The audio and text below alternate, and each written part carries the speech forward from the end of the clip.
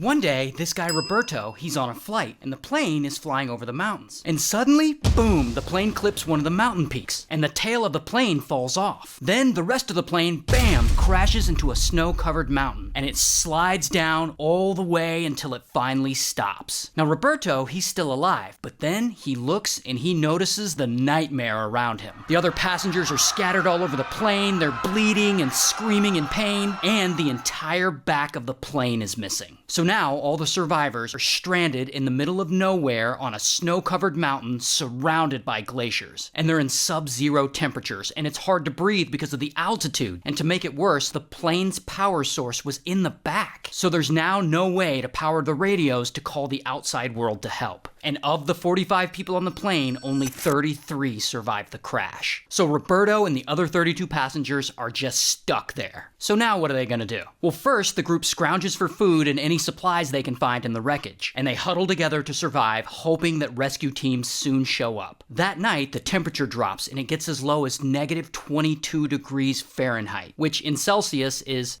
I don't know because I'm American, but it's really fucking cold. But anyway, everyone ends up sleeping inside the only shelter they have, the plane wreckage. And that first night, 5 of them don't survive. So now they're down to 28 people. Now aside from the cold, they have another problem. They don't really have any food. And they end up searching through all the luggage, looking for anything, and they find a little bit. Some candy bars, a can of mussels, some jars of jam, but that's about it. So this is all they have to feed 28 starving people. So they start rationing it. And luckily, one of the passengers finds a transistor radio and he manages to get it working. And through that radio, they can hear news reports about their plane going missing and how there's rescue teams out looking for them. And suddenly, the passengers are overjoyed. I mean, it's only a matter of time before someone finds them. So they're out there for about a week, waiting to be rescued. And then, of course, they run into another problem. That small bit of food they were rationing runs out. Oh, and that's not even the worst part. Through that transistor radio, they get a news update. That rescue team that's been looking for them for over a week, they can't find them. So it's now assumed that Roberto and all the passengers on this flight are dead. And because of that, the rescue mission has been called off. No one is coming to save them. So there they are, stuck on a mountain in sub-zero temperatures with no one coming to save them, and they have nothing to eat.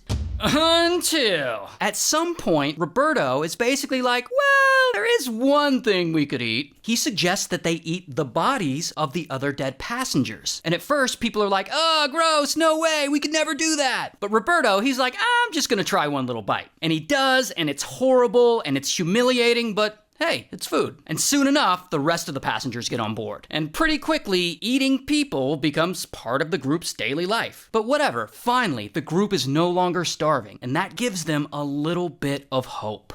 Until again. At this point, they've been stuck on this mountain for 17 days. And one night, they're all sleeping. And then suddenly, out of nowhere, a huge avalanche comes down. And it immediately kills 8 of them, and it buries the rest of them inside the plane wreckage. So now there's only around 19 or 20 passengers left. Those remaining passengers are trapped in that plane wreckage for about 3 days before they're finally able to dig themselves out. And over the next month, they're still out there stuck on this mountain. And over that time, they lose 3 more people. But after these last few passenger deaths, Roberto has finally decided he's had enough. They've been stuck out there for 2 months, and Roberto's like, man, we are gonna die if we stay out here. And it's super risky, but they decide to climb off the mountain and find help. So he and 2 other guys pack a bunch of rugby socks with human meat to take with them, and they set off on this expedition to find civilization. They have no climbing gear, no compass, and they're up to their waist in snow. Regardless, they're gonna try and make it work, and they hike for 3 days before one of the guys finally turns back, and he leaves his food rations for the other 2. So Roberto and the other survivor, they hike in the snow for another week. And then they see a river, and they follow it down for a while, and then they start to see grass, and eventually some cows. Then they spot a couple of local ranchers on horseback, and one of the ranchers had heard about the plane crash, because at this point the story had been all over the news. And that rancher doesn't have a phone. He lives in the middle of nowhere. But he gets on his horse, and he rides 10 hours to the nearest town to go get help. And soon, finally, after 72 days of being stuck on that mountain, helicopters show up to the mountain to rescue the remaining passengers. And you guys already know this story. They made like 3 movies about it and like 100 documentaries. Anyway, shout out to the Andes.